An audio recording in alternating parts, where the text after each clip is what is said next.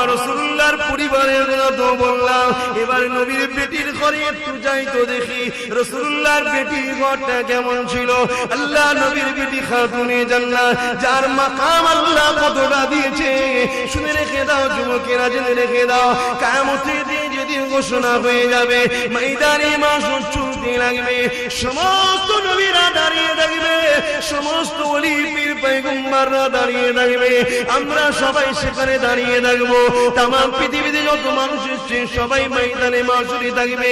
এই কিয়ামতের দিনে হঠাৎ করে খাতুনে জান্নাত আল্লাহ পাককে বলতে লাগবে, ও রব্বি আল্লাহ, আমার হাসানকে কেন বিষ খাইয়ে শহীদ করা হয়েছিল, আমার হোসাইনকে কেন কারবালাতে শহীদ করা হয়েছিল। আল্লাহ, যাকে তুমি এত ভালোবাসো, আমার হাসানকে অনেকবার বিষ খাইয়েছিল, আমার হাসান বিষকে হজম করে নিয়েছিল, শত শেষেতে আমার হাসানকে হীরাকে গুঁড়ো করে খাদ্যের সঙ্গে মিশিয়ে দিয়েছিল। পেটের মধ্যে গিয়ে ওই হীরাটা নারীগুলোকে কেটে কেটে টুকরো টুকরো করেছিল, কলিজা থেকে শুরু করে সব টুকরো টুকরো করে ফেলেছিল। যখনই হাসান কথা বলতো, মুখ দিয়ে কলিজার টুকরো, নারীর টুকরো সব কিছু বেরোতে লাগলো। এত কষ্ট দিয়ে আমার বাচ্চা কেন শহীদ হয়েছিল, আর আমার হোসাইন কেন কারবালার জমিনে পানি পেল না। তার বাচ্চাকে যখন পানি পান করাতে গেল, তীর এসে আসগারের গলায় লেগে গিয়েছিল। ও আমার আল্লাহ, আজ সেই বিচারের দিন আমি জানতে চাই, আমার আল্লাহ ওই সময় রাসূলের দিকে তাকাবে, আমার নবী পাক বলবে, আমার কলিজার টুকরি খাতুনে জান্নাত, তুমি যাও, তোমার সন্তানদের দায়িত্বটা আমার হাতে ছেড়ে দাও। হযরত ফাতিমা বলবে, আল্লাহ, আমি কি একা যাব? না না না, তোমার সোহার আলীকে নিয়ে চলে যাও। হযরত আলী বলবে, আল্লাহ পাক, আমি কি একা যাব?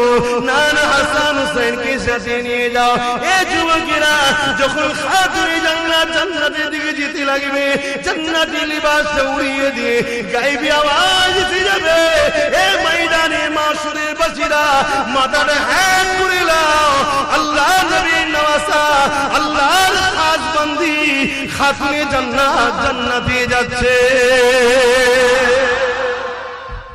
মা, যদি এই ফাতেমার সাথে জান্নাতে থাকতে চাও, দুনিয়ায় একটু কষ্ট সহ্য করতে হবে। বুঝতে পারছেন মাইকের আওয়াজে? আর যদি বলো তোমার কথা শুনলাম না, সময় হলে তো তওবা করে নেব, মা সুযোগ পাবে না, সুযোগই দেবে না আল্লাহ। আরে আল্লাহ নবী খাতুনে জান্নাতের ঘরে গেল, যে কালাম দিয়ে বলল, বেটি ফাতেমা রে, ঘরে কিছু খাবার কি আছে? আমি তোমার আব্বা 3 দিন খাই না, আমার সঙ্গে একজন মেহমান এসছে 2 দিন খাই না। খাতুনে জান্নাত কি বলেছিল, আব্বা আপনি বসে যান, খাবারের ব্যবস্থা করে দিচ্ছি। খাতুনে জান্নাত ঘরে চলে গেল, নামাজের মুসাল্লা বিছিয়ে দিল, মুসাল্লা বিছিয়ে দিয়ে আল্লাহর কাছে হাত তুলে দোয়া করতে লেগেছে, ও রব্বে আল্লাহ পাক, আজ আমি ফাতেমা 3 দিন খাইনি, আল্লাহ আমার 3 দিন খাইনি, আমি ফাতেমা আপনাকে অবজেকশন দিচ্ছি না, আপনি যাতে রাজি ফাতেমা তাতে রাজি। কেন ফাতেমা তো ফাতেমার নয়, ফাতেমা তো আল্লাহ তোমার, তুমি তো আমায় সৃষ্টি করেছো, রিজিক তো তুমিই দেবে, হাত তো আমাকে দিয়েছো তুমি, চোখ তো তুমি আমাকে দিয়েছো, এই শরীর তো তুমি আমাকে দিয়েছো, খিদার জ্বালাটা তোমার যে পার্টস তুমি আমাকে দিয়েছো, খাদ্য তলিটাও তো তুমি আমায় দিয়েছো, এই পুরো শরীরটাই তো আল্লাহ তোমার, তাই তুমি যে হালে রেখেছো এতে ফাতেমার কোনো অবজেকশন নাই। আল্লাহ শেরে খোদা আলী 3 দিন খাইনি, আলীরও কোনো অবজেকশন তোমার উপরে নাই। আমার দুটো বাচ্চা হাসান হোসেন, তারাও 3 দিন খাইনি, আল্লাহ কোনো অবজেকশন তোমার উপরে নাই। ওয়াজ শুনলে হবে না, বুঝতে হবে, বসে বসে ভেবে ভেবে দেখো, তোমাদের কারো সংসারে এমন কি গরিব রয়েছে যার জন্য কায়নাত তৈরি করলো, যার বাচ্চা কারবালায় শহীদ হলো, যার বাচ্চাকে বিষ পান করানো হলো, সেই ফাতেমা জান্নাতে যাচ্ছে, আর আমরা তাদের খানদানের বিরোধী করে, তাদের বংশধরদের বিরোধী করে, তাদের গোলামদের বিরোধী করে আমরা যদি মনে করি নাজাত পেয়ে যাব, অতটা সহজ নয়, সহজ নয়। শুনে রেখে দাও, মক্কা শরীফে যারা গেছে বা ঘরে গিয়ে ফটো আছে দেখে নেবে, ওই মক্কা শরীফে কাবার দেয়ালের সাথে একটা ছোট্ট প্রাচীর দিয়ে ঘিরে আছে, ওর ভেতরে দাঁড়িয়ে কেউ যদি নামাজ পড়তে পড়তে পড়তে পড়তে মারা যদি যায়, আর যদি তার অন্তরে আমার রাসূলের শানে বিয়াদবি গুস্তাখি থাকে, আল্লাহর কসম শুনে রেখে দাও ওই মানুষটা তথাপিও জান্নাতে যাবে না। তাহলে আহলে রাসূলদের বিরোধী করে তাদের খানদানের সমালোচনা করে দুনিয়ায় তোমার মাতব্বরি চলে যেতে পারে, দুনিয়ায় তোমার মাস্তানি চলে যেতে পারে, কিন্তু মিনহা খালাকনাকুম ওয়া ফিহা নুঈদুকুম ওয়া মিনহা নুখরিজুকুম তারাতান উখরা বলে যখন কবরের জমিনে তোমায় নিয়ে যাবে, ওই কবরের জমিনে আল্লাহ নবী জানিয়ে দিলে 99টা সাপ দেবে, বিচ্ছু দেবে, যার এক নিঃশ্বাস জমিনে যদি পড়ে ওই জায়গায় গাছপালা গজাবে না। এই যুবকদের বলে দিয়ে যায়, মায়েদের বুড়োদের বলে দিয়ে যায়, পরিবর্তন হয়ে যায়। কে মানবে না মানবে আমি জানি না, বুঝাবার দায়িত্ব বলে দিয়ে যাচ্ছি। হে আমার আম্মারা, বিশেষ করে আপনাদেরকে বলে দিয়ে যায়, খাতুনে জান্নাত 3 দিন খাইনে, শের খুদা আলী 3 দিন খাইনে, ফাতেমা জাহরা 3 দিন খাইনে, এমন করে হাসান হোসেন 3 দিন খাইনে। এত কষ্টের সংসার, তথাপি আল্লাহর কাছে অবজেকশন দেয়নি, দিয়েছে। কিন্তু আল্লাহ আমাদেরকে জানিয়েছে, হে আমার বান্দারে, তোর অভাব যদি হয় নামাজের মধ্যে দিয়ে ধৈর্যর সাথে আমার কাছে চা, নামাজটা দেরি দেরি করে পড়, অনেকক্ষণ ধরে পড়, সেজদাটা অনেক লম্বা করে দে, সেই সেজদায় পড়ে গিয়ে চোখের পানি ফেলে বল, আল্লাহ অভাবী সংসার, বড় কষ্ট সংসার, আমি জবান দিয়ে যাচ্ছি পীরের বাচ্চা হিসাবে। কোন মায়ের যদি সংসারে অভাব হয়, কোন বোনের যদি সংসারে অভাব হয়, 41 দিন তাহাজ্জুদের নামাজ পড়ে, কোরআন তেলাওয়াত করে আল্লাহর কাছে কেঁদে কেঁদে বলো, আল্লাহ অভাবী সংসার হারাম খেতে চাই না, ভুল রাস্তায় যেতে চাই না, আল্লাহ তুমি রিজিকের ব্যবস্থা করে দাও। হে আমার আম্মা বোনেরা, আমি কথা দিয়ে যাচ্ছি, আমার আল্লাহ তোমাকে গায়েবী রিজিকের ব্যবস্থা করে দেবে। মনে রেখে দিও, এই দুনিয়ার জমিনে বিশাল হাবিব বলে একজন মানুষ ছিল। এই দুনিয়ার জমিনে এমন করে একজন আল্লাহ পাকের নেক বান্দা ছিলেন, তিনি এমন করে সুদের ব্যবসা করত। একদিন তার পরিবর্তন হয়েছে, অনেক বড় কথা এই দিকে যাচ্ছি না, পরিবর্তন হয়ে সুদের সমস্ত মাল যার যার ফেরত দিয়ে দিয়েছে, ঘর বাড়ি যা ছিল সব জনগণকে দান করে দিয়েছে। পরনার কাপড়টুকু শুধু কোন রকম গাছের পাতা দিয়ে ঢেকে স্বামী স্ত্রী জঙ্গলে চলে গেছে। জঙ্গলে গিয়ে একটা তাবু করে সেখানে স্ত্রীকে রেখে দিয়ে সকালবেলা স্বামীটা বেরিয়ে পড়েছে, কবি জঙ্গলে চলে গেছে, সন্ধ্যেবেলা ঘরে এসেছে, পরের দিন আবার গেছে, সন্ধ্যেবেলা এসেছে। একদিন যাই, 2 দিন যাই, 3 দিন যাই, 4 দিন যায়, 1 সপ্তাহ হয়ে গেছে। ক্ষুধার জ্বালা সহ্য করতে পারে না, কারণ 1 সপ্তাহ তারা শুকিয়ে আছে, পানি ছাড়া কিছু পান করেনি। ওই সময় স্ত্রী স্বামীকে বলতে লেগেছে, তুমি রোজ কোথায় সকালে যাও আর সন্ধ্যাবেলায় কোথায় আসো? ওই সময় স্বামী বলতে লেগেছে, একটা মনিপের কাজ পেয়েছি, ওই কাজটা আমি করতে যাই। তখন স্ত্রী বলে, 1 সপ্তাহ তো খাওয়া হলো না, আর সহ্য হচ্ছে না, তুমি যে মনিপের কাজ করো তাকে বলো না কিছু দিতে। ওই সময় বলতে লেগেছে, এই তো সব 1 সপ্তাহ জয়েন্ট হলো, এখন চাইতে নিজেকে লজ্জা লাগছে, তুমি যখন বলছো অবশ্যই কালকে জানাবো। কালকে পরের দিন সকালে চলে গেছে, সন্ধ্যা হয়ে গেছে, ইবাদত করে মন করে এই মানুষটা ঘরে যখন ফিরে এসেছে, চিন্তা করতে লেগেছে স্ত্রীকে কি বলবো। স্ত্রী যখন জিজ্ঞাসা করতে লেগেছে, আবার একটাই কথা বলতে লেগেছে, আজ আমার মনিবকে বলতে আমি পারলাম না, ঠিক আছে কালকে বলবো। কালকে গেছে, সন্ধ্যার সময় মনটা খারাপ হয়ে গেছে, স্ত্রীকে যে কি বলবো, আমি নয় সহ্য করে নিচ্ছি, ও মহিলা মানুষ কোনো কষ্ট হবে, কি কথা যে বলবো। এই চিন্তা করে নিজের পরনার যে কাঁধের কাপড় ছিল, ওই কাপড়ের জমিন থেকে 1 মুঠা মাটি নিয়ে বিসমিল্লাহ বলে রেখে দিয়ে কাঁধে করে নিয়ে এসে হাজির হয়েছে। কমসে কম ঘরে গিয়ে বলবো, এই তো দিয়েছে, কালকে খোলা হবে, সকালটা হলে তো বেরিয়ে পড়বো, আজকে রাতটুকু তো কেটে যাবে।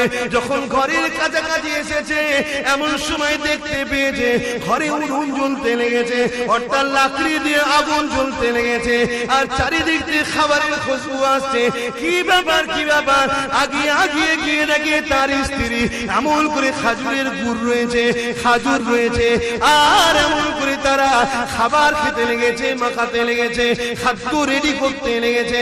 স্বামী অবাক হয়ে আস্তে আস্তে যখন এসেছে, স্ত্রী তখন বলেছিল, আমার স্বামী তোমার মনিবটা অবশ্যই খুবই সুন্দর, তোমার মনিব লোক পাঠিয়েছিল, পর্দার আড়াল থেকে তোমাকে খোঁজ করছিল, আমি বলেছিলাম তোমার কাজ করতে গেছে, মনিবের কাজ করতে গেছে।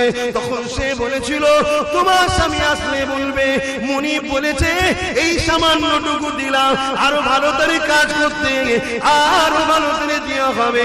তখন চোখের পানি ফেলে দিয়ে ওই মানুষটা কাঁধের গামছা ফেলে দিয়ে বলতে গেছে, আমি যার কাজ করতে গেছি ও দুনিয়ার কোন মনিব নয়, তিনি হলেন আমাদের স্রষ্টা আল্লাহ। গামছা দেখো, তোমার জন্য মাটি নিয়েছে, সান্ত্বনা দেবো বলে নিয়ে এসেছি। আল্লাহ গায়েবী মাদত করে ফারিস্তাদের খাবার পাঠিয়েছে। মাটিটা যখন খুলছে দেখছে সোনার ঢিলা হয়ে গেছে। জোরে বলুন সুবহানাল্লাহ। বিশ্বাসে মিলাই বস্তু তর্কে বহুদূর। আমি বিশ্বাস করি তাই আল্লাহর দাসত্ব করছি। আপনি করবেন কি করবেন না আপনার ব্যাপার, কিন্তু আমায় বলতে হবে, আমাকে বলতে হবে। এই কথা বলতে গিয়ে হয়তো অনেক বাধা আসবে, তথাপিও বলতে হবে। আমার আম্মা বোনেরা, অভাব থাকলে আল্লাহকে বলুন। কেন আদ-দাইয়ুসু লা ইয়াদখুলুল জান্নাত, দাইয়ুস কোনদিন জান্নাতে বলুন যাবে না। দাইয়ুস কে? যে নারী বেপরদা হয়, পরপুরুষের কাছে যায়, পরপুরুষের সঙ্গে উঠা বসা, বেপরদা হয়ে থাকে, সেই নারী হলো কে? দাইয়ুস। সে কখনো জান্নাতের দরজায় লেখা থাকে বা দাইয়ুসু লা ইয়াদখুলুল জান্নাত, দাইয়ুস কোনদিন জান্নাতে যাবে না। দুনিয়া আপনাকে বহু দিক দিয়ে চক্রান্ত করবে দাইয়ুস বানাবা, আপনাকে পর্দা থেকে বার করে রাস্তায় লাইনে দাঁড় করাবার দুনিয়ার চেষ্টা করবে, আপনাকে বাজারে তোলার চেষ্টা করবে, আপনাকে ভিড়ের মধ্যে দুনিয়া নিয়ে যেতে চাইবে, কোন মিটিং মিছিলে আপনাকে দাঁড় করাবে, 500, 1000, 10,000, 20,000 দেবে, চলো পর্দা থেকে বেরো, পর্দা থেকে বেরো। আমার আম্মা বোনেদেরকে হাত জোর করে বলে যায়, মৃত্যুর যদি ভয় থাকে একটু সতর্ক হন, একটু সতর্ক হয়ে চলুন, সাবধানে চলুন, বাকিটা আপনাদের ইচ্ছা। কেন এটা যদি না বলি কিয়ামতের দিন আল্লাহ আমায় ধরবে। আপনি পর্দা না ভঙ্গ হয়, পর্দা না ক্ষতি হয়, সেটা আপনাকে খেয়াল রাখতে হবে। আল্লাহ নবী মক্কা জমিনে হক প্রচার করতে লাগলেন। নবী আমার মক্কা জমিনে শান্তি প্রতিষ্ঠিত করতে লাগলেন। আল্লাহ নবী মক্কার জমিনটাকে পবিত্র বানাতে লাগলেন। মক্কা জমিনে জালিম অত্যাচারীদের হাত থেকে মক্কা নাগরিকের মানুষকে মুক্তি আজাদ দিতে লাগলেন। তাই নবী আমার মক্কার মানুষকে আওয়াজ দিয়ে দিলেন, এ মক্কা মানুষেরা, শিশু বাচ্চা দিওকে জেন্ত পুঁতে দিও না, বাচ্চা মহিলাগুলোকে হত্যা করে দিও না, নারীগুলোকে ভোগের পাত্র বানিয়ে দিও না, এমন করে গরিবগুলোকে শিকল দিয়ে বেঁধে দাস দাসী বানিয়ে জুলুম করো না। আল্লাহ নবী যখনই সত্যি দাওয়াত দিলেন, গরিবদের হয়ে কণ্ঠ তুলতে লাগলে, সঙ্গে সঙ্গে তৎকালীন সময় জালিম আবু জেহেল, উতবা, সাইবা, আবু লাহাব এরা মিটিং করে নিল, মুহাম্মদকে রুখতে হবে, না হয় আমাদের সাম্রাজ্য হাত থেকে ফসকে যাবে। জুলুম হয়েছে না? কত জুলুম হয়েছে। একটা দুটো করে মানুষ, তারপরও নবীর এই সুন্দর কথা শুনে, সত্য কথা শুনে জালিমদের দল ছেড়ে রাসূলের দলে আসছে। জোরে বলুন সুবহানাল্লাহ।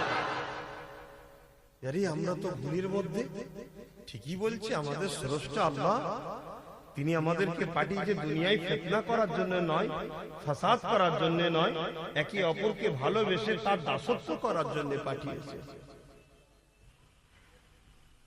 আবু জেহেল, উতবা, সাইবা দেখলো এত বলার পরও মুহাম্মাদের দিকে একটা দুটো করে লোক যাচ্ছে। সে তখন চিন্তা করলো, ডাইরেক্ট মুহাম্মাদকে তো রোকা সম্ভব নয়। কেন? একটা বড় পরিবারে, সম্ভ্রান্ত পরিবারে, তার চাচারা বড় বড় সব দায়িত্বে রয়েছে। এই জন্য কি করলো, আমার রাসূলুল্লাহর দিকে যারা গিয়ে যায় তাদের উপরে জুলুম করতে লাগলো। কি জুলুম করেছিল যুবকরা শুনে রেখে দাও। গরম মরুভূমির বাড়ির উপরে চিৎ করে শুইয়ে দিয়ে তাদের বুকের উপরে বাড়ি পাথর দিয়ে বলেছিল মুহাম্মদকে ছেড়ে দে। তারা এক কথা বলেছিল, আমরা আমাদের জীবন দেব, মুহাম্মদকে ছাড়ব না।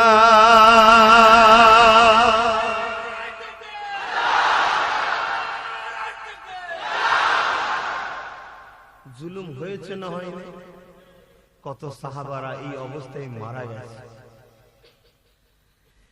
এই যুবকেরা, রহমতের নবী দয়ার নবী চোখে পানি ফেলে কাঁদে, ও আমার আল্লাহ পাক, গুটি কত মানুষ আমাকে মেনেছে, তাদের উপরে কত জুলুম অত্যাচার হতে লেগেছে, তাদের জানগুলো পর্যন্ত চলে যেতে লেগেছে।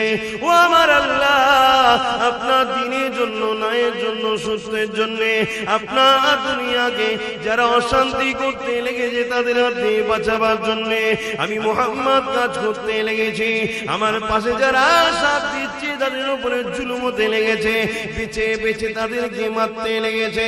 এমন একটা সময় এসে যায়, আল্লাহ নবী অসহায় সাহাবাদের কষ্টটা দেখতে না পেয়ে নবী আমার সাহাবাদেরকে বলে দিলে, এ বাবা সাহাবারা, কিছুদিনের জন্য হিজরত করো বাবা, অন্য অন্য জায়গায় চলে যাও বাবা। তারা তাদের ঘর ছেড়ে দিয়েছে, তারা তাদের জমি জায়গা ছেড়ে দিয়েছে, তারা তাদের ঘর বাড়ি গ্রামকে ছেড়ে দিয়ে অন্য জায়গাতে আশ্রয় নিয়েছে। তথাপিও তারা আল্লাহ নবীকে ছাড়েনি। এইভাবে এমন একটা দিন এসে যায়, আল্লাহ নবীর উপরে তারা জুলুম করতে লেগেছে। নবীর জীবনে এমনও দিন গেছে, একটানা 1 মাস আল্লাহ নবী পাহাড়ে গিয়ে, জঙ্গলে গিয়ে আশ্রয় নিয়েছে। নবী আমার গাছের পাতা ফল মূল খেয়ে জীবন ধারণ করেছে। কি জন্যে? আল্লাহ নবী শুধু বলেছিল, জুলুম অত্যাচার বন্ধ করো, নারীদের অধিকার দাও, নারীদের মর্যাদা দাও। কি কথা বলেছিল? জমিন যার, আইন মানতে হবে তার। নবীকেও ঘর ছাড়তে হয়েছিল। সেই নবীর গোলাম আমরা, গোলামি করলে বাধা আসবে না। দুনিয়া ভুল বুঝতে পারে, দুনিয়ার চোখের পর্দা রঙিন আছে, রঙিন চশমাই তো রঙিন দুনিয়া দেখবে। কিন্তু চশমা খুলে দেখো যে সেই রাসূলের দ্বীন নামাজ আর রোজার মধ্যে সীমাবদ্ধ নয়। সেই রাসূলের দ্বীন কি বলছে? সেই রাসূলের দ্বীন বলছে, তোমরা মানুষকে সত্য কথা শিক্ষা দাও, সত্যের পথে চলা শিক্ষা দাও, এবং মানুষকে অন্যায় থেকে দূরে রাখার জন্য মানুষকে শিক্ষা দাও। কোনটা ন্যায় আর কোনটা অন্যায়? রাসূল যেটা করতে বলেছে ওটাই ন্যায়, রাসূল যেটা নিষেধ করেছে ওটাই অন্যায়। তুমি পৃথিবী যেখানে থাকো না কেন, তোমাকে একটা কথা স্মরণ করতে হবে।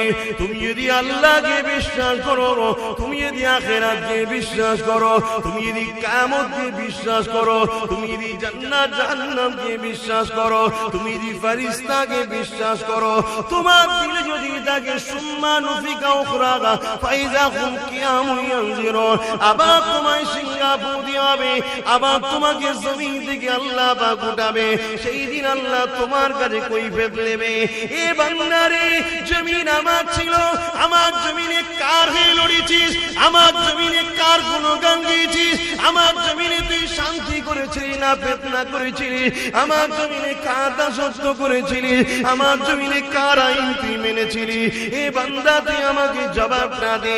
এই বিশ্বাসে তোমার থাকে, তুমি আমেরিকায় থাকো, লন্ডনে থাকো, ভারতে থাকো, পৃথিবীর যেখানে থাকো না কেন, তোমার নেতা একমাত্র একজন, যিনি হলেন আব্দুল্লাহ আমিন আব্দুল্লাহ মুহাম্মাদুর রাসূল। তাই তো নাকি গো? অন্য কাউকে নেতা বললে মানলে চলবে? একটা, হ্যাঁ, ওই নেতার অনুসরণে যারা চলবে, ওই নেতার মেসেজ যারা দিতে আসবে, ওই নেতার কথা যারা বলবে, তাতে করে কাঁধে করে ভুললে মদিনা থেকে ওই নেতা খুশি হবে যে আমার পক্ষে বলেছে তাই সম্মান পেয়েছে। জোরে বলুন সুবহানাল্লাহ। আর যদি তোমরা একটা নিয়েতে আমাকে রাস্তা থেকে নিয়ে এসে থাকো যে আমার রাসূলের গোলাম আসছে, কি আমার নবীর দরবারের কুত্তা আসছে, আল্লাহর কসম বলছি তোমাদের এই প্রেম কিয়ামতের দিন রাসূলের শাফাআত মিলবে। জোরে বলুন সুবহানাল্লাহ।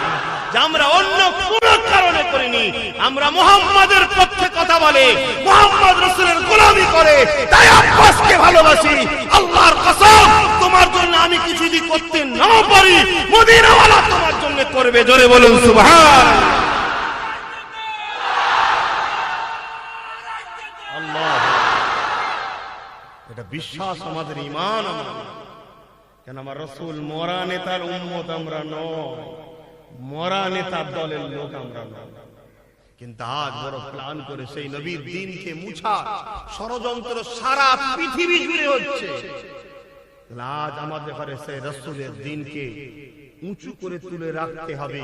তাতে যদি সাহাবাদের উপরে জুলুম হয়েছে, তাদের উত্তরসূরি হিসাবে আমাদের উপরে যদি জুলুম হয়, আমরা নিজেরা বুকে ভারী পাথর চাপিয়েও প্রমাণ দেব আমরা উপযুক্ত উত্তরসূরি আছি। জোরে বলুন সুবহানাল্লাহ।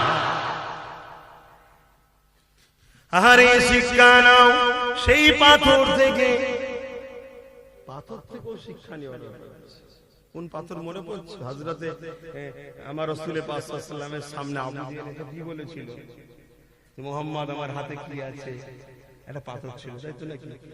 এই সবাই আমরা জানি, কিন্তু এই পাথর থেকেও শিক্ষার ব্যাপার আছে। কি শিক্ষার ব্যাপার?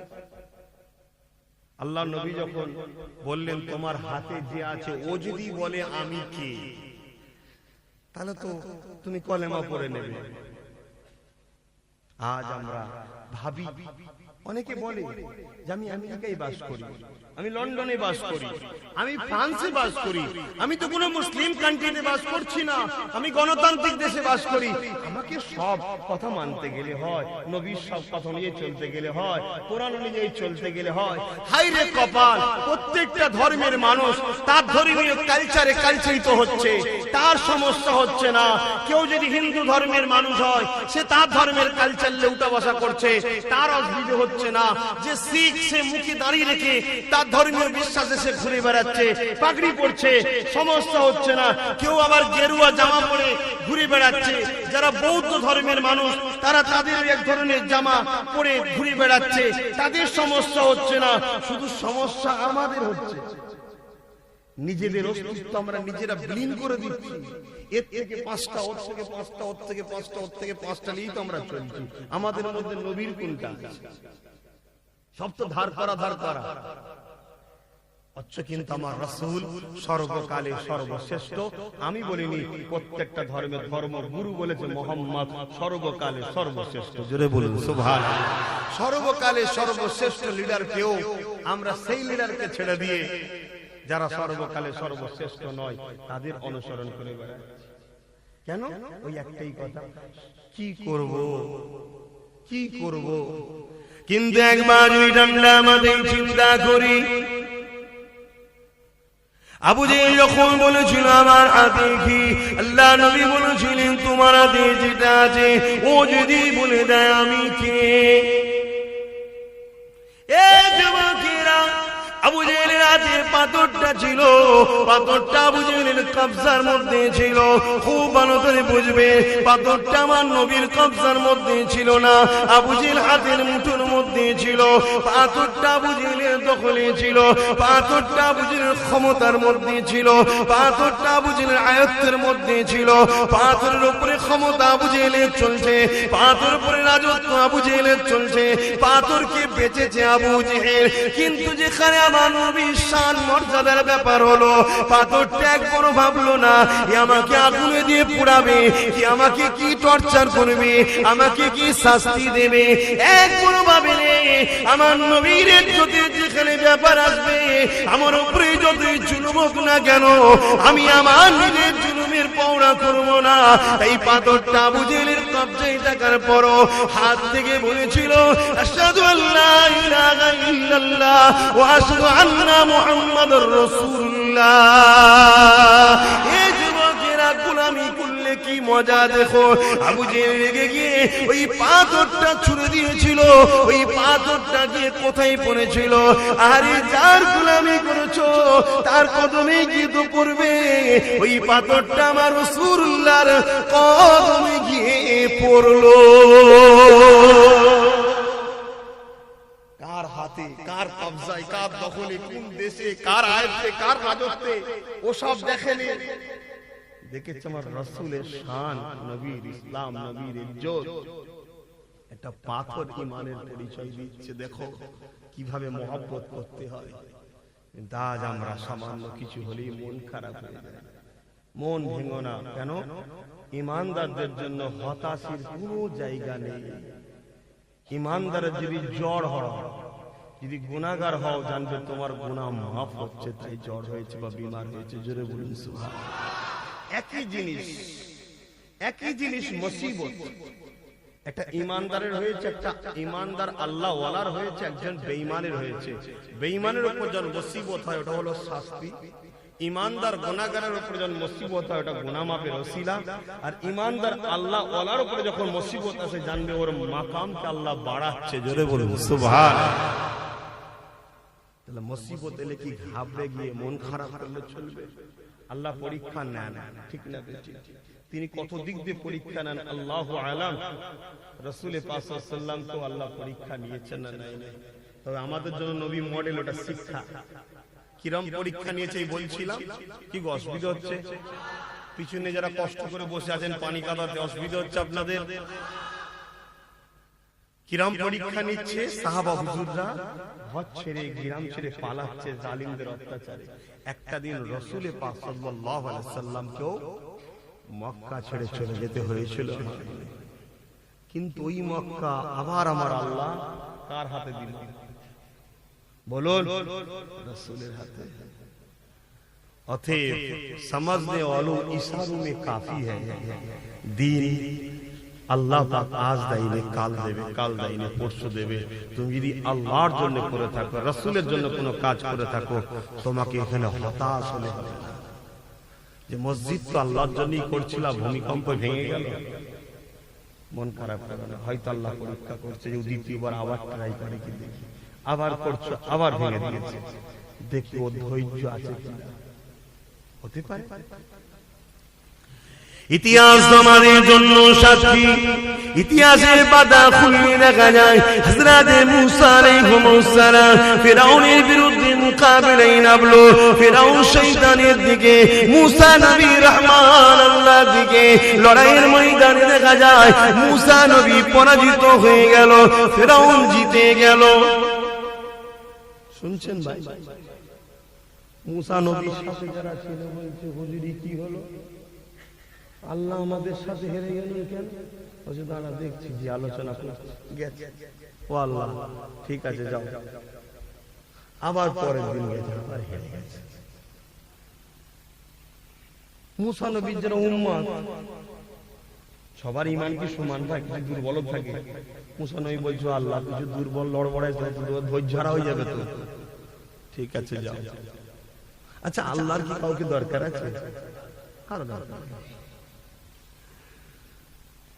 আল্লাহ পাক একদিন মুসা নবী খুব চেপে চেপে ধরেছে, আল্লাহ বলতে হবে কি ব্যাপার, কেন হক তো কখনো হারে না, ঠিক না?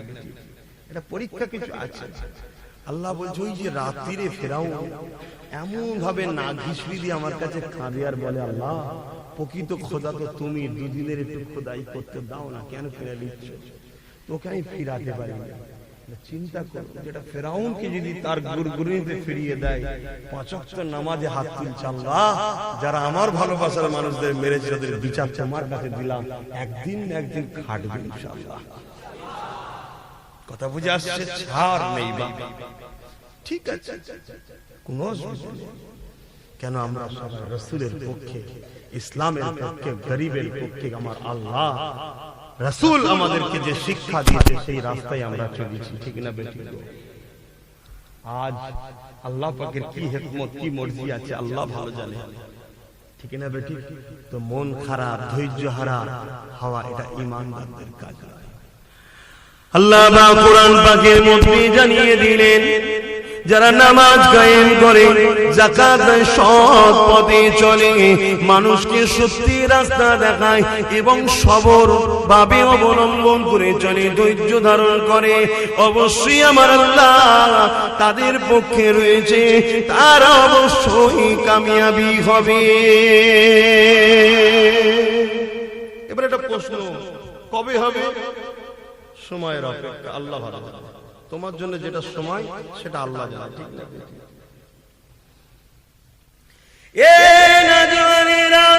আল্লাহকে যদি ভালোবাসো, রহমানের রাস্তায় যদি চলো, সমাজে যদি তুমি নাই প্রতিষ্ঠিত করতে চাও, অর্থাৎ আল্লাহকে শান্তি প্রতিষ্ঠিত করতে চাও, মানবতাকে প্রতিষ্ঠিত করতে চাও, প্রেম যদি প্রতিষ্ঠিত করতে যাও, আমার রাসূলের রেখে যাওয়া শরীয়ত যদি প্রতিষ্ঠিত করতে চাও, এই রহমানের রাস্তায় চললে অনেক বাধা আসবে গো। ইতিহাস সাক্ষী দিয়েছে, কেন নবী আমার মদিনা নববী শরীফে বসে আছে, এমন সময় একটা যুবক চলে আসলো, আল্লাহ নবীকে সালাম দিয়ে বলল, ইয়া রাসূলুল্লাহ, হাবিবাল্লাহ, আমি আপনাকে ভালোবাসি, আমি আল্লাহকে ভালোবাসি। আল্লাহ রাসূল বললেন, কি বলছো তুমি, বুঝে বলছো কি? জি ইয়া রাসূলুল্লাহ, আমি বুঝে বলতে লেগেছি। আল্লাহ নবী আবার বললেন, কি বলছো তুমি? ইয়া রাসূলুল্লাহ, হাবিবাল্লাহ, আমি আপনাকে ভালোবাসি, আমি আল্লাহকে ভালোবাসি। আল্লাহ নবী আবার বললেন, বাবা তুমি কি বুঝে বলছো? জি হুজুর, বুঝে বলছি, আমি আপনাকে ভালোবাসি, আমি আল্লাহকে ভালোবাসি। তিনবার বলার পরে নবী আমার একটাই উত্তর দিয়েছিলেন, বাবা ছেলে তৈরি হয়ে যাও বাবা। ইয়া রাসূলুল্লাহ, হাবিবাল্লাহ, কিসের জন্য তৈরি হয়ে যাব? আল্লাহ নবী বলেছিলেন, তুমি আল্লাহকে ভালোবাসো, আমার আল্লাহর পক্ষে তুমি থাকতে চাও, রহমানের রাস্তায় চলতে চাও, রহমানের হয়ে কাজ করতে চাও, আমার আল্লাহ তোমাকে পরীক্ষা নেবে। ওই পরীক্ষা বড় মুসিবত হবে রে বাবা। ওই পরীক্ষাটা হতে পারে তোমাকে আল্লাহ সন্তান কেড়ে নিয়ে পরীক্ষা করতে পারে, ওই পরীক্ষাটা হতে পারে আল্লাহ তোমাকে গরিব বানিয়ে পরীক্ষা নিতে পারে, ওই পরীক্ষা হতে পারে আল্লাহ তোমাকে বিশাল ধন সম্পদের মালিক করে পরীক্ষা করতে পারে, ওই পরীক্ষা হতে পারে আল্লাহ তোমাকে রাজ ক্ষমতা দিয়ে পরীক্ষা করতে পারে, ওই পরীক্ষা হতে পারে আল্লাহ তোমাকে এলাকার নেতা মোরব করে পরীক্ষা নিতে পারে, ওই পরীক্ষা বিভিন্ন ধরনের হবে। তুমি যদি পরীক্ষায় কামিয়াবি হতে পারো, আমার আল্লাহ তোমার জন্য পরকালে 8টা জান্নাতের দরজাকে খুলে দেবে। যেখানে তুমি যাবে শান্তিতে বসবাস করবে, আল্লাহ নিয়ামত ভোগ করবে, তোমার জন্য 70টা হুর অপেক্ষায় থাকবে, সর্বসময় তোমার খেদমতে থাকবে, কখনো তোমার ক্লান্ত শরীর হবে না, কখনো কোনো খাদ্য খাওয়ার পরে তোমার শরীরে কোনো খারাপ হবে না, কখনো তোমার বয়সটা কমজোর হয়ে যাবে না। আজ যেমন আমাদের বয়স বাড়লে শরীরের আস্তে আস্তে কমজোরি আসে, চামড়া গুলো গুটিয়ে যায়, আল্লাহ নবী জানিয়ে দিলেন, ওই যে 18, 19, 20 বছরের যুবক বয়স যেমন, জান্নাতীদের বয়সটা যতদিন কোনদিন তো শেষ নাই, সর্বসময় 18, 19 বছরের যুবক তারা হয়ে থাকবে। আর যারা জান্নাতি হুর হবে, অর্থাৎ ওই পানিশ পুরস্কার হিসাবে পাবে 16 বছরের কুমারী, ওই রকম সুন্দরী সেবিকা আল্লাহ তাদের দেবে। আমি শরীয়তের কথা বলছি, বা অসুবিধা হচ্ছে না? কিন্তু তোমাকে তো পরীক্ষাটা দিতে হবে, তোমায় কিছু যে দেবে, দাঁত দিবার আগে পরীক্ষা নেবে না, সেই পরীক্ষা। তাহলে আল্লাহ রাসূল কি বললেন? যারা আল্লাহকে ভালোবাসবে বলবে, রাসূলকে ভালোবাসবে বলবে, তাদেরকে আল্লাহ পরীক্ষা নেবে না। আমরা যদি ইতিহাস দেখি, আল্লাহ রাসূলের সাহাবাদের মধ্যে থেকে সর্বপ্রথম একজন মা মহিলা হযরত সুমাইয়া, আপনাদের মহল্লায় সর্বপ্রথম একজন মহিলা আম্মাজান সুমাইয়া। আমি কি বলেছি, 4:45 পর্যন্ত জলসা হবে, তারপরে নামাজ আমরা আদায় করব। আম্মাজান কি? সুমাইয়া। ইসলামের জন্য, আল্লাহর জন্য সর্বপ্রথম যে জান দিয়েছে সে কোনো পুরুষ নয়, একজন নারী। জোরে বলুন সুবহানাল্লাহ। আর আজকে আমাদের আম্মারা বোনেরা আমরা কি করছি? ভুল বুঝবেন না, হয়তো কোনো মা বোন ভাবতে পারে যে আমি কি করব, আমার স্বাধীনতা। ও পীর সাহেব, মৌলভী সাহেব, তোমাকে বলতে হবে না। অবশ্যই আম্মা আপনার স্বাধীনতা, কিন্তু আপনি আপনার নয়, আপনি হলেন আল্লাহর। জোরে বলুন সুবহানাল্লাহ। আপনার আল্লাহর কথা তো আপনাকে শুনতে হবে, তো সেই আল্লাহর কথা তো আপনাকে বলছি। আম্মাজান সুমাইয়া ইসলামের প্রথম নারী যে রাসূলের জন্য জান দিয়েছে, আল্লাহর জন্য জান দিয়েছে। কি অপরাধ ছিল তোমার? বলেন না, কি অপরাধ? অপরাধ একটাই, আবু জেহেলের দিকে যায়নি, আবু জেহেলকে সাপোর্ট করেনি, উতবাকে সাপোর্ট করেনি, আবু লাহাবকে সাপোর্ট করেনি, জালিমদের দিকে যায়নি, শয়তানের রাস্তায় যায়নি, মদের দিকে যায়নি, খারাপ বুরাইয়ের দিকে যায়নি, সুদের দিকে যায়নি। সে গিয়েছিল কোথায়? মুহাম্মদ রাসূলের দেখানো রহমানের রাস্তায় গিয়েছিল। এই জন্য আবু জেহেল আম্মাজান সুমাইয়াকে অর্ধ উলঙ্গ করে ঘোড়ার পায়ে, ভালো করে শোনা, সামান্য একটু চাপ দিলেই ছিটকে মন খারাপ করে পালালে হবে। খারাপ লাগছে কথা? অর্ধ উলঙ্গ করে ঘোড়ার সাথে দড়ি বেঁধেছে, আর আম্মা সুমাইয়ার পায়ে দড়ি বেঁধেছে। মরুভূমির বালির ওপর দিয়ে টেনে নিয়ে যাচ্ছে, পিঠের এখান থেকে চামড়াটা গুটিয়ে ঘাড়ে জড়ো হয়ে গেছে। মরুভূমির বালিতে খালি পায়ে হাঁটা যায় না, সেই বালিতে আবার কত গরম। এই অবস্থায় ফেলে দিয়ে আবু জেহেল বলছে, এখনো সময় আছে, মুহাম্মদ ছেড়ে দিয়ে আমাদের দল কর, রহমানের দল ছেড়ে দিয়ে শয়তানের দলে আয়। এটাই তো আল্লাহর পরীক্ষা। আজকে এটা আম্মা ইতিহাস না, আল্লাহ দেখাতো আমার আল্লাহর প্রেমিকরা কারা হয়, এটা আমরা জানতে পারতাম। প্রেম কাকে বলে বুঝতে পারতাম।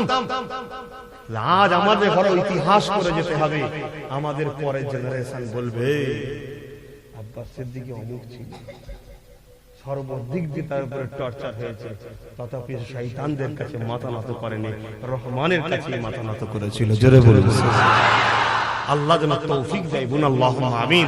আল্লাহ যেন আপনাদের ঘরেও তৌফিক দেয়, বলুন আল্লাহুম্মা আমিন।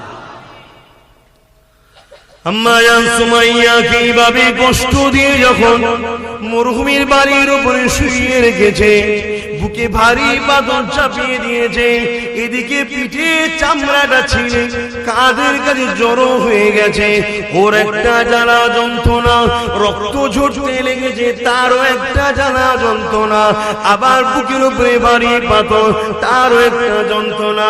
আবু জেহেল এই সময় সে বলতে লেগেছে, এ সুমাইয়া, এখনো সময় আছে, আল্লাহকে ছেড়ে দাও, মুহাম্মদকে ছেড়ে দাও, রহমানের দল ছেড়ে দিয়ে শয়তানের দল আমাদের দিকে চলে আসো। আম্মাজান সুমাইয়া একটা কথা বলেছিল, আমার শরীরের উপরে জুলুম করতে পারবি, আমার গায়ের চামড়াকে তোরা ছাড়িয়ে নিতে পারবি, আমার শরীরের অঙ্গ প্রত্যঙ্গকে কেটে কেটে টুকরো টুকরো করতে পারবি, তোদের হাতে ক্ষমতা আছে, প্রশাসন তোদের কথা শুনবে, তোদের হাতে পাওয়ার আছে, জেলে তোরা জোর করে ভরে দিবি। এ আবু জেহেল শুনে রেখে দে, আমি সুমাইয়ার অন্তরে এমন জায়গায় আল্লাহ আল্লাহ নবীকে বসিয়ে দিয়েছি, ওই জায়গাতে কোনোদিন আল্লাহ রাসূলকে বার করতে পারবি না। পরীক্ষা আমাদের জন্য, এই শিক্ষা তো আল্লাহ আমাদের দিচ্ছে। দেখো আমার প্রেমিকরা এরকম হয়, শুধু আব্বাস সিদ্দিকী বললে হবে না, আল্লাহ তোমায় ভালোবাসে বললে হবে না। ভালো যখন বাসো, সে তোমায় পরীক্ষা নেবে, ওই পরীক্ষাতে তোমাকে কামিয়াব হতে হবে। ধৈর্য ধরতে পারবেন, পরীক্ষা দিতে পারবেন। দরুদ শরীফ আল্লাহুম্মা সাল্লি আলা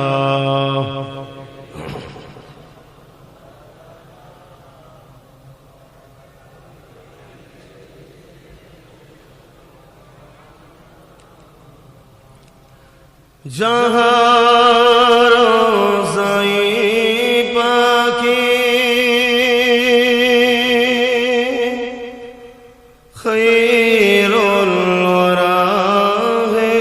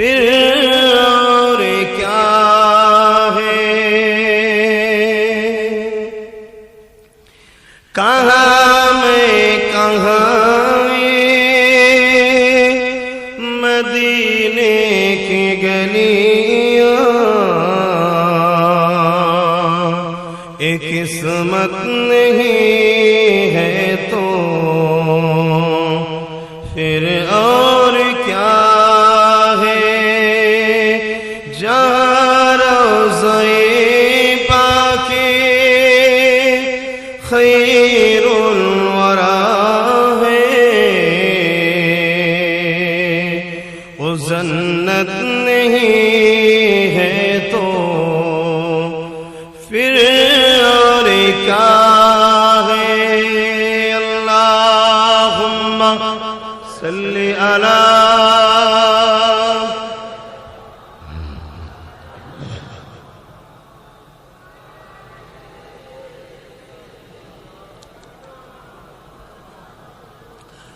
मुहम्मद की अजमत को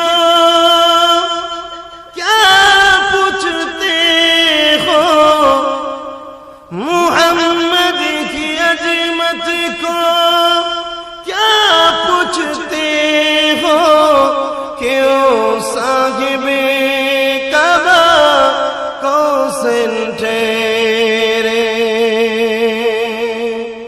बसर की सरे मेहमान नवाजी, ये अजमत नहीं है तो फिर और क्या है। अल्लाहुम्मा सल्ली अला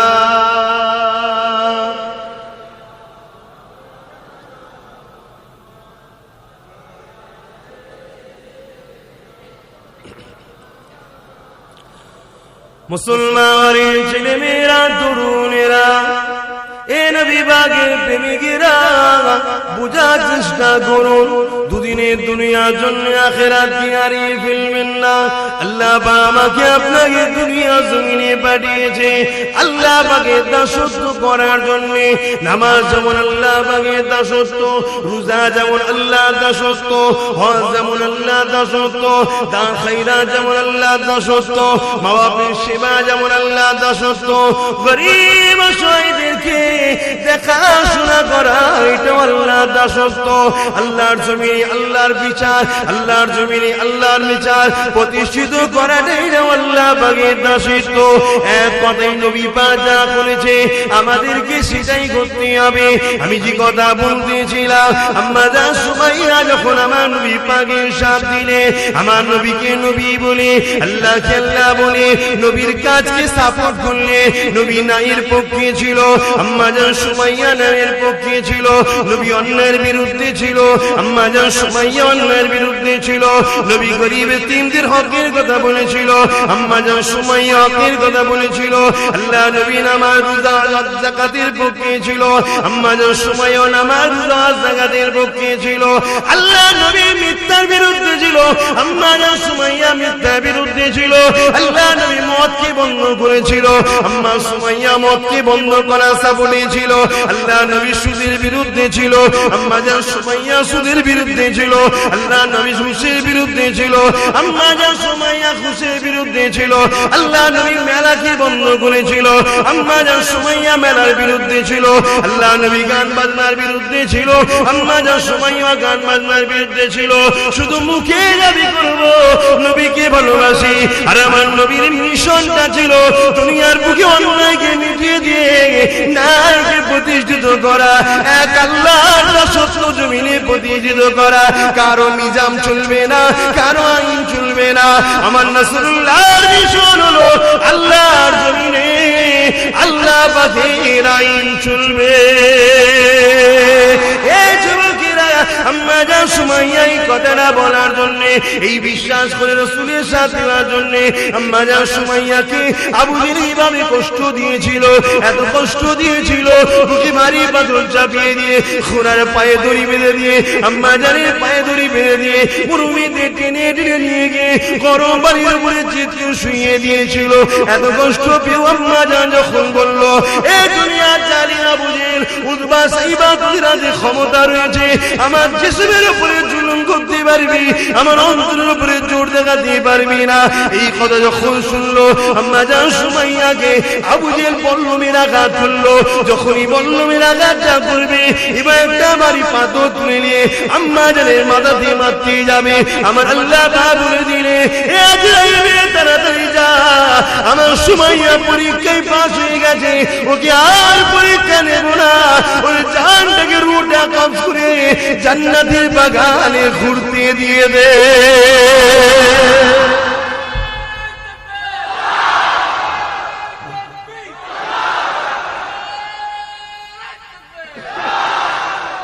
আজ ওয়াজ করছি, কিছু কিছু লোক মানবে, কিছু লোক মানবে। আগেও ছিল, কিছু লোক মেনেছে, কিছু লোক মানবে, তাই তো না? কি গো, আপনি মানবেন, আপনি শান্তি পাবেন, আপনি মানবেন না, আপনি কষ্ট পাবেন। এই হচ্ছে সবর করতে হবে, ধৈর্য ধরতে হবে। হকের পক্ষে থাকতে গেলে আল্লাহর পরীক্ষা আসবে। তবে এই পৃথিবীতে আসছেন একজন মাসিহ আসছেন। ইহুদিরা একটা মাসিহকে নেবে, সে এক চোখ কানা। আর আমাদের মাসিহ আসছে আওলাদে হোসাইন, রাসূলের খানদান, কুরাইশ বংশের সন্তান। আব্দুল্লাহ আম্মার নাম, বাবার নাম, মায়ের নাম আমেনা, যা রসিলায় তামাম পৃথিবীতে আল্লাহ শান্তি প্রতিষ্ঠিত করে দেবে। জোরে বলুন সুবহানাল্লাহ। এই পৃথিবীতে আজও শয়তানের দল তৈরি হচ্ছে আর আল্লাহর রহমানের দলের তৈরি হচ্ছে। আপনি কোন দিকে থাকবেন আপনার ব্যাপার। কিন্তু হ্যাঁ, সারাদিন মেহনতের পরে তবেই কিন্তু সন্ধ্যেবেলা আপনি পারিশ্রমিকটা পান। আল্লাহ দিনের কাজ করতে হবে। নামাজ, রোজা, হজ, যাকাত, দান, খায়রাত আল্লাহ দিনের কাজ। অন্যায়কে মিটানোটাও আল্লাহ দিনের কাজ। আজকে সেই জায়গায় আমরা বলবো, আমরা তো রাসূলকে ভালোবাসি। রাসূলকে ভালোবাসবে কেউ, আর রাসূল যে দিন প্রতিষ্ঠিত করতে গিয়ে মার খেয়েছে, সেই দিনের বিরুদ্ধের কাজ কখনো কেউ মেনে নিতে পারে না। আমি আমার মা বোনদেরকে বিশেষ করে বলবো, কারণ আজ তামাম পৃথিবীর শয়তানরা মা বোনকে বেশি করে টার্গেট করছে। কথা বুঝে আসছে? কেন দোয়া সব জায়গায় এখন ভান্ডার শেষ, তবুও মা বোনগুলো দোয়া একটু কবুল হচ্ছে। সেই জায়গাটা এখন শয়তানরা বেশি টার্গেট করছে, তামাম পৃথিবীর শয়তান টার্গেট করছে। অতএব সেই জায়গাতে মা বোনদেরকে বলবো, একটু সবর করুন, কষ্ট হলো। আপনারা ভুলে গেছেন আম্মারা, আপনারা ভুলে গেছেন বোনেরা। আরে যার জন্য কায়নাত আল্লাহ তৈরি করেছে তিনি কে? যার জন্য আল্লাহ কায়নাত তৈরি করেছে তিনি কে? আল্লাহ তৈরি করেছে যার জন্য দোনো জাহানকে, তিনি কে? জোরে বলুন। মুহাম্মদ সাল্লাল্লাহু আলাইহি সাল্লাম, তিনার স্ত্রী একদিন তিনাকে ডাকছে, শোনেন না? আম্মা জান আয়েশা সিদ্দিকা, হুজুর আমার ঘরে একটু আসেন। আল্লাহ নবী বলে, আয়েশা একটু ব্যস্ত আছি, আমি পরে আসছি হুজুর, একটু জরুরি দরকার ছিল। ঘরে ঢুকেছে, আম্মা জান বলছে, হুজুর আমার কাপড় ছিঁড়ে গেছে, পরনের কাপড় ছিঁড়ে গেছে। যার জন্য কায়নাত তৈরি হয়েছে, দোনো জাহানের বাদশা আল্লাহ যাকে বানিয়েছে, তার স্ত্রীর খবর কি? কাপড় ছিঁড়ে গেছে হুজুর, পরনের কাপড়। আল্লাহ নবী বলে, আয়েশা রে তালি দিয়ে পড়ো, তাই আমাকে সব লোক। জোরে বলুন সুবহানাল্লাহ। আর যদি বলো না আয়েশা বলো, হাত তুলি, উহুদ পাহাড়কে আল্লাহ সোনা করে দেবে, তোমাকে মালিকানা করে দেবো, ভাঙিয়ে ভাঙিয়ে খাবে। উহুদ পাহাড়টা যদি সোনার মালিক কেউ হয়, পৃথিবীতে সবচেয়ে বড় ধনী লোক হবে। ঠিক না বেটি? আম্মা তখন বললেন, হুজুর আমি ওই জন্য ডাকিনি, রাসূল দোয়া চাইনি, তথাপি উহুদ পাহাড়ের নিচের ভাগটা সোনা হয়ে গেল। জোরে বলুন সুবহানাল্লাহ।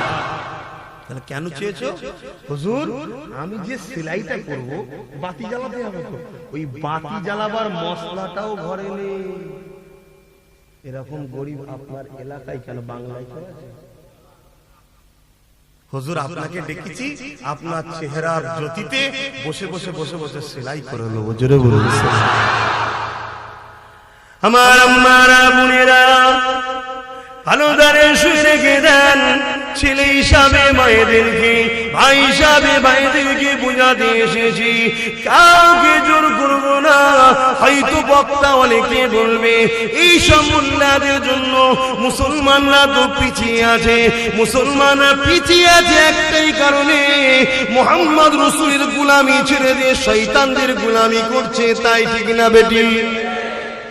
যতদিন মুসলমান রাসূলের গোলামি করেছে, সে স্পেন হোক আর সাউথ আফ্রিকা হোক আর আমার ভারত হোক, ততদিন মুসলমানদের হাতে ক্ষমতা ছিল। জোরে বলুন সুবহানাল্লাহ।